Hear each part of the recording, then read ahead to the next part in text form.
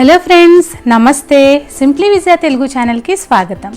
ఈ మిర్చి బజ్జీలను చూస్తుంటేనే తినాలనిపిస్తోంది కదా. బయట మనకి బండి మీద దొరికే మిర్చి బజ్జీలు లాంటివే మనం ఇలా ఇంట్లోనే తయారు చేసుకోవచ్చు. వంట రాని వాళ్ళు కూడా ఈ వీడియో చూసి మిర్చి బజ్జీని చాలా ఈజీగా తయారు చేసుకోగలుగుతారు. ఇప్పుడు అది ఎలా చేయాలో చూద్దాం. ముందుగా ఇలా పెద్దగా ఉన్న మిర్చిని తీసుకోవాలి. వీటిని శుభ్రంగా కడిగేసుకుని పొడి బట్టతో తుడుచుకోవాలి. ఇప్పుడు ఇవి కొద్దిగా కారంగా ఉంటాయి కాబట్టి వీటిలో ఉన్న గింజల్ని ఇలా స్పూన్ సహాయంతో తీసేసుకోవాలి. మిర్చి బజ్జీ చాలా స్పైసీగా కనుక కావాలనుకుంటే గింజలు అన్నీ కాకుండా కొన్ని గింజలు తీసుకుంటే సరిపోతుంది. ఇలా అన్ని పచ్చిమిర్చిలోవి గింజలు తీసేసుకోవాలి. ఇప్పుడు ఒక కప్పులోకి చిక్కగా తీసిన చింతపండు రసం తీసుకుని దాంట్లో ఒక పావు స్పూన్ వాము, ఒక పావు స్పూన్ వేయించిన జీలకర్ర పొడి, కొద్దిగా సాల్ట్ వేసుకుని బాగా మిక్స్ చేసుకోవాలి. ఇప్పుడు దీన్ని మనం గింజలు తీసేసిన ఈ పచ్చిమిర్చిలో లోపల వైపు స్పూన్ సహాయంతో అప్లై చేసుకోవాలి.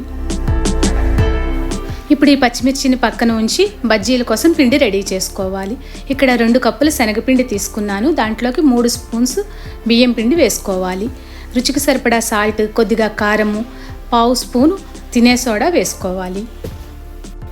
ఒక అర స్పూను వాముని ఇలా చేతిలోకి తీసుకుని ఒకసారి క్రష్ చేసినట్టుగా చేసి ఆ వాము కూడా ఈ పిండిలో వేసేసుకుని అన్నీ కలిసేలా మిక్స్ చేసుకోవాలి. ఇప్పుడు స్టవ్ ఆన్ చేసుకుని డీప్ ఫ్రై కోసం ఆయిల్ని సిద్ధం చేసుకోవాలి. ఇది కాగేలోపుగా ఇప్పుడు దీంట్లోకి కొద్దిగా నీరు పోసుకుంటూ ఉండలు లేకుండా బజ్జీల పిండిని కలుపుకోవాలి. కన్సిస్టెన్సీ ఇలా ఉండేలా చూసుకోవాలి, ఎక్కువ పల్చగా కలుపుకోకూడదు. ఇప్పుడు నూనె కాగాక మిర్చిని ఈ పిండిలో ఇలా డిప్ చేసుకుని ఈ మిర్చి అంతా పిండి కోటయ్యేలా చూసుకుని నూనెలో జాగ్రత్తగా విడవాలి. నూనె బాగా కాగాక స్టవ్ని సిమ్లో పెట్టుకుని ఈ బజ్జీల్ని ఒక్కొక్కటిగా నూనెలో వేసుకుని అప్పుడు స్టవ్ని మీడియం ఫ్లేమ్లో పెట్టుకుని వీటిని వేయించుకోవాలి. బజ్జీలు అన్ని వైపులా సమంగా వేగేలాగా గరిటతో కలుపుకుంటూ ఉండాలి. ఇలా బజ్జీలు వేగాక వీటిని ఒక బౌల్లోకి తీసుకోవాలి. మనం బజ్జీల పిండిలో కొద్దిగా బియ్యం పిండి వేసాం కాబట్టి ఇవి పైన క్రిస్పీగా లోపల సాఫ్ట్గా చాలా టేస్టీగా ఉంటాయి. అలాగే దీంట్లో వాము కూడా వేసాం కాబట్టి ఈ బజ్జీలు మంచి ఫ్లేవర్తో ఉంటాయి, ఇంకా తొందరగా అరుగుతాయి కూడాను. ఈ బజ్జీల లోపల మనం చింతపండు రసము, వాము అప్లై చేసాం కాబట్టి ఈ బజ్జీల్ని వేడివేడిగా డైరెక్ట్గా తినేయచ్చు.